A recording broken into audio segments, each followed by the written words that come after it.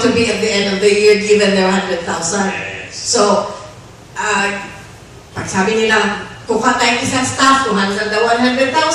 Magpalono ulit ta. So, input na sa budget yung sweldo, ganyan-ganyan, para gagawa ng cash After flow. 1 year, nasa 100 tao. So, the key is The example na yun, Father. to Project, plan, budget. and then budget. Uh-uh. So, kung 100,000 ka, ilan, kung halimbawa, hindi mo gagastusin mo lahat yun for loans, ilan ang ma-reach ng 100,000? So, that will determine what is your minimum loan amount. So, kung sabihin natin, ang gusto mo ipautang 2,000 each, divided by 100,000, edi 50 ang mararating mo. Siguro, Father, you may ask one of your parishioners, an accountant, to help you. Maybe you can give him the picture that you want, and then he or she can do the calculations for you. Papatulong lang, para makita mo talaga. Pero, Father, ano ba dala mo sa sakyan? Wala po. Ano, so, paano kayo uwi, Father? Susunduin po kami. Ayun, so may dala kayo, may sasakyan. May sasakyan kayo, Father, si King dalhin nyo na. Kasi ito, may bibit-bitin na tatlong babae. Mamaya, pinag-usapan kagabi. Ikaw, Father, dalhin mo na si King sa inyo. Para, siya na unang gawin mong controller. Okay. Sige. Kidding aside, I think, later on in private, we can consult with the experts here kung paano mo nila ginagawa. So that's very challenging. Ang maganda, pag nakita natin ulit si Father, tatanungin natin siya, Father, kamusta na yung 100,000 mo? Ano na ba kinakaya na maging 105,000 lang? Ang malungkot, pag sinabi mo sa amin, ay, nawala lahat, ay, naki-isang puso si dito. Father, madali lang naman yung solution doon, Father, kasi at least may pera na kayo. No, kaya mas madali sana sa parokyan. Kaya before in microfinance, mag-start ka lang ng savings mobilization.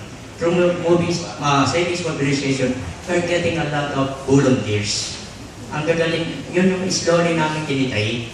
Bago, kasi ang very labor-intensive ang microfinance. Kailangan yung close monitoring if you want to remain in the circulation kasi napakahirap na monitoring at saka pagdating sa ano yung tawag yan, pag-maintain. Madali lang kahit bukas pwede tayo magtayo ng malaking negosyo, pero ang how to sustain it is very, very difficult. Kaya nga, napakahalaga na maingat sa pagsisimula. We start the right way, sabi nga ni Father Anton. Otherwise, kasi yun nga, kami, at least kami nung magsimula kami, nangutang kami sa pondo ng Pinay ng 2.5 million. Actually, nung pumasok ako, pinatigil ko yung expansion kasi nga, ang dali naman mag-hire, pero hindi mo makita yung mga talagang committed at dedicated na mga staff. Kailangan talaga pag microfinance, missionary ang may mission yung ating staff. Otherwise, napakahirap other. Kasi yan yung ating role sa pagdating sa staff development at ano. Kaya mas maganda yun, kung savings mobilization, marami kang makukuha mga volunteers. Kasi sa initial stage, hindi mo naman kailangan magbayad agad ng full-time staff. No? At later on, through this, makakakita ka ng mga volunteers. Ala-alawas lang muna. Eventually, hindi din magsusustain, hindi din mag-improve ang isang negosyo pag wala siyang full-time staff. Kaya mas maganda doon muna para magamit mo yung 100,000 talaga for microfinance at hindi ka kailangan mag-spend for your admin costs.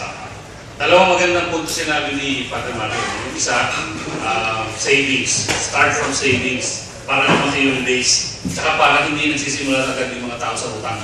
Pangalawa, get a full-time paid staff. Do not rely on volunteers. Yun po ang isang natutunan natin sa microfinance ng mga unang panahon. Ang microfinance po, hindi pwedeng volunteer.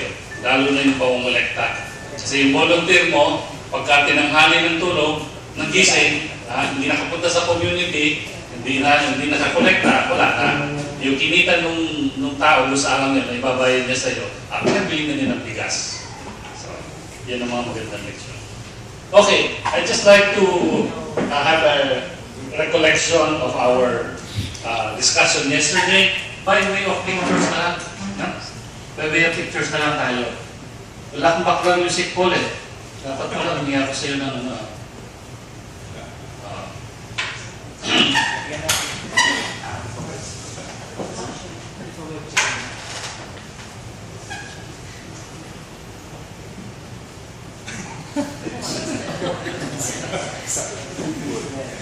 Mukha ni Kuya.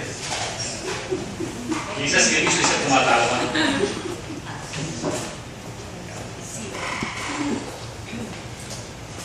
Oh, galing.